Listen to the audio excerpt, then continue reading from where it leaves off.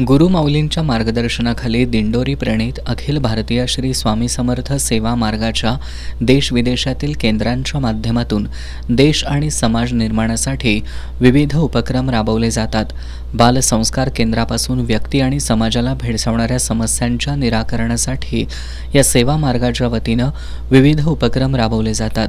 अखिल भारतीय स्वामी समर्थ केंद्राचा मार्ग संपूर्ण भारतभर आणि परदेशातही ह्याच्या शाखा असून एकाच वेळेला सर्वसाधारण शिस्त आणि वेळ पाळून हा सोहळा संपन्न होत आहे.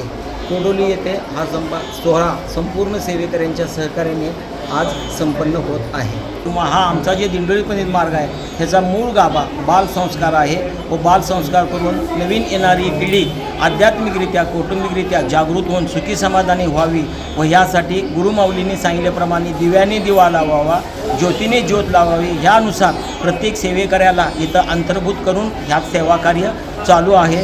संस्कार केले तर संस्कृती टिकल, संस्कृती टिकली तर धर्म टिकल आणि धर्म टिकला तर देश टिकल. त्यामुळे देशहितासाठी परमपूज्य गुरुमाऊली मोरेदादा पिटले महाराज आणि दादा यांच्या आधिपत्याखाली आणि यांच्या मार्गदर्शनाने हा मार्ग चालू आहे. जास्तीत जास्त सेवेकऱ्यांनी या मार्गात येऊन ह्याचा लाभ घ्यावा. या सेवा मार्गाचं पन्हाळ तालुक्यातील पहिलं केंद्र कोडोली इथं सुरू झालं. या केंद्राच्या माध्यमातून व्यापक उपक्रम राबवले जातात. कोडोली केंद्र हे या पन्हाळा तालुक्यातील हे पहिलं केंद्र होतं. सुरुवातीला नवीन असल्यामुळं लोकांना याची माहिती नव्हती, पण आता मोठ्या प्रमाणात स्वामी समर्थ आध्यात्मिक मार्गाचा प्रसार पन्हाळा तालुक्यामध्ये मोठ्या प्रमाणात सुरू आहे. भाविक याचा लाभ घेतात. या केंद्राच्या वतीनं देश-विदेशातील अन्य केंद्रांप्रमाणे दत्त जयंतीनिमित्त गुरुचरित्र पारायणाचं आयोजन करण्यात आलं होतं.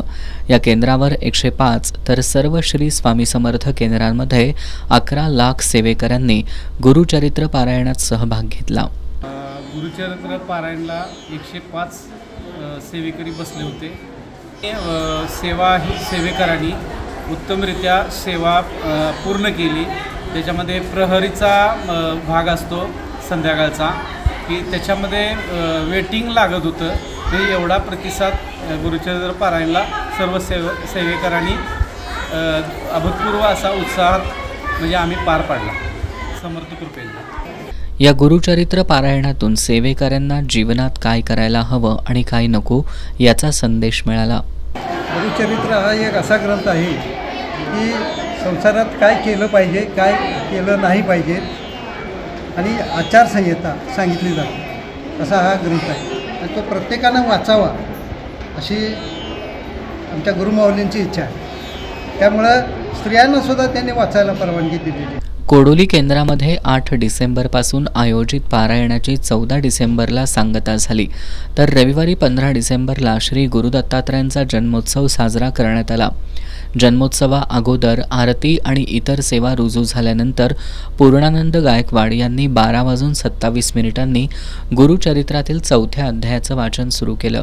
या अध्यायातील 3 बाळे झाली या ओवीच्या वाचनानंतर उपस्थित सेवेकऱ्यांनी अवधूत चिंतनाचा गजर करत श्री दत्तात्रयांच्या जन्माचा आनंद साजरा केला.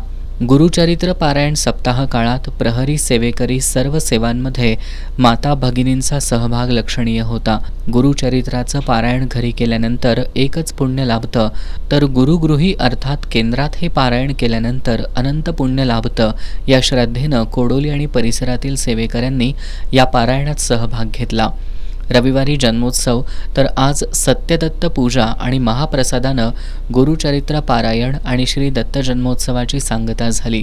8 डिसेंबर ते 16 डिसेंबर या अखंड नामजप यज्ञ सप्ताह काळात नित्य स्वाहाकारासह गणेश, मनोबोध, गीताई, चंडी, रुद्र, मल्हारी या यागांसह दत्त जन्मोत्सवावेळी बलिपूर्णाहुती पार पडली.